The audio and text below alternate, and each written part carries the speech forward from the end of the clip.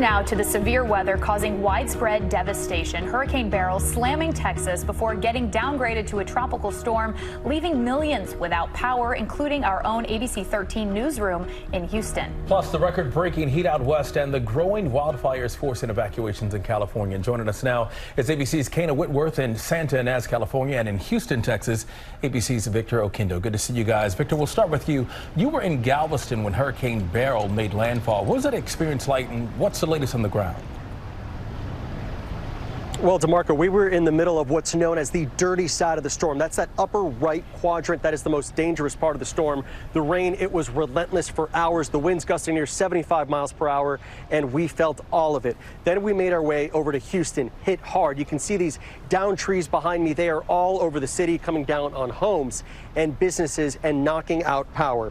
The death toll is rising. At least 7 people were killed, including a 73-year-old grandmother when a tree came crashing down on her home.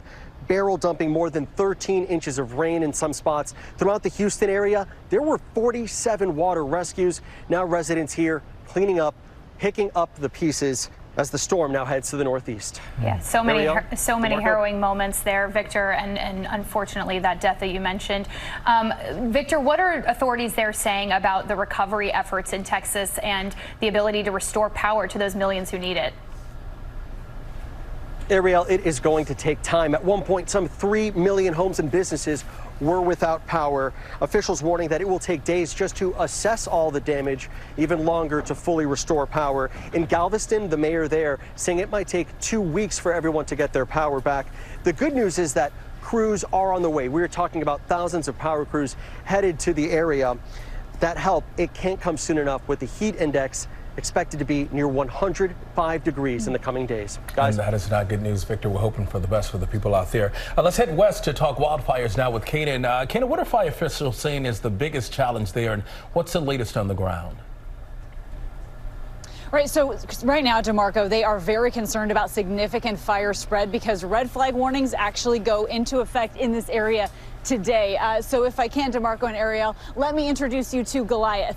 This is a Sky Crane helicopter, so this can carry 2,000 gallons of water. And this right here, this is the snorkel. It's really hard to believe just how big this is, but that can actually fill that tank in 45 seconds. And so something like that is incredibly crucial, that quick turnaround time, because as you asked, DeMarco, this fire, it's burning in really rough terrain. It's hard to reach. So getting the air attack on that is incredibly important. And the lake fire is just one of 18 fires that is burning in the state of California right now. And there's also widespread concern across the western United States. We have multiple states under red flag warnings. And so, Ariel and DeMarco, it makes a resource like this all that much more important. Yeah, and Kayna, we know those firefighters themselves are suffering under that oppressive heat out west.